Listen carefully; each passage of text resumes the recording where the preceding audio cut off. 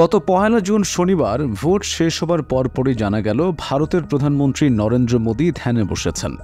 আব কি বার ৪০০ পার এমন স্লোগান দিয়ে এবারের ভোটের প্রচারে নামা মোদীজি ভোট শেষ করেই সোজা তামিলনাড়ুর উদ্দেশ্যে রওনা হয়ে গিয়েছিলেন। সেখানে কন্যাকুমারীর বিবেকানন্দ শিলা ধ্যান মণ্ডপমে টানা ৪৫ ঘণ্টা যোগমগ্ন হন তিনি। ভারতের দক্ষিণাঞ্চলীয় এই রাজ্যটিতে বিজেপির ফলাফল এলো শূন্যই।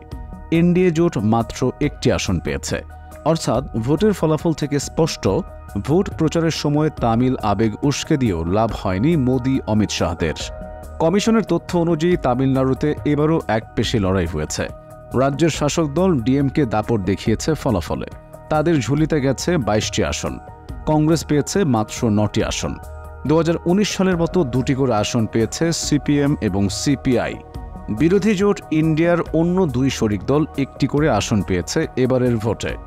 রাজ্যের প্রধান বিরোধী দল এডিএমকে শূন্যে নেমে গেছে। হিন্দি বলয়ে দাপট থাকলেও বিগত লোকসভা নির্বাচনগুলোতে দক্ষিণ ভারতে তেমন প্রভাব ফেলতে পারেনি বিজেপি। তাই এবারের নির্বাচনে দক্ষিণ ভারতে আসন সংখ্যা বৃদ্ধি করতে কোনো খামতি রাখতে চায়নি কঠোর হিন্দুত্ববাদী এই দলটি। বিশেষত তামিলনাড়ুর মতো রাজ্য নিয়ে আলাদা হিসাব নিকাশ করেছিলেন নরেন্দ্র মোদী অমিত শাহরা। ২০১৯ সালের লোকসভা নির্বাচনে রাজ্যটিতে ভালো করতে পারেনি বিজেপি, কিন্তু এবার সেই অঙ্ক পাল্টাতে ঝাঁপিয়ে পড়েছিলেন মোদী শাহ। কিন্তু এই জুটির জাদু এবারও কাজ করল না। নির্বাচনের সময়সীমা ঘোষণার পর থেকেই বারবার তামিলনাড়ুতে গেছেন মোদী। রোড শো থেকে জনসভা বাদ পড়েনি কিছুই। তামিলনাড়ুর বিজেপি নেতৃত্ব আদা জল খেয়ে নেমেছিলেন নির্বাচনের প্রচারে। এর সঙ্গে মোদী প্রতিটি সভা থেকেই চেষ্টা করে গেছেন তামিল আবেগ উস্কে দিতে। তা করতে গিয়ে তিনি টেনে এনেছেন কচ্চতীপু দ্বীপকে। কচ্চতীপু দ্বীপের অধিকার নিয়ে তামিলনাড়ুতে আন্দোলন চলছে বহুদিন ধরে। তামিলনাড়ুর অনেকের দাবি ছিল ১৯৭৪ সালের চুক্তি প্রত্যাহার করে কচ্চতীপু দ্বীপ আবার ভারতকে ফিরিয়ে দেওয়া হোক। কিন্তু দুদেশের কোনো সরকারই সে দাবি নিয়ে বিশেষ মাথা ঘামায়নি।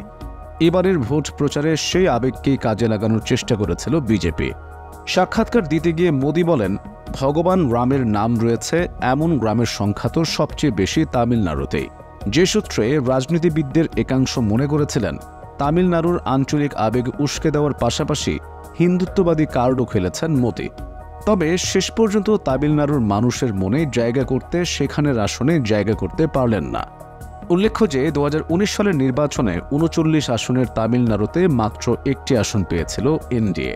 সেটিও আবার গিয়েছিল সাবেক মুখ্যমন্ত্রী তথা এডিএমকে প্রধান পলানিস্বামীর দলের ঝুলিতে। তবে ২০১৪ সালে এমন অবস্থা ছিল না এডিএমকে দলের। সেবার কোনো জোটে না গিয়ে একাই লড়েছিল জয়ললিতার দল। তামিলনাড়ুর ৩৯টির মধ্যে ৩৭টি আসন জিতেছিল তারা।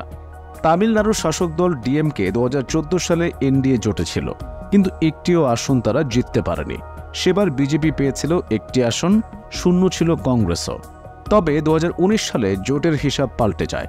ভোটে ডিএমকে নেতৃত্বাধীন ৯টি দলের জোটের অন্যতম শরিক ছিল কংগ্রেস। ৩৯টি লোকসভা আসনের মধ্যে ৩৮টিতে জিতেছিল ওই জোট।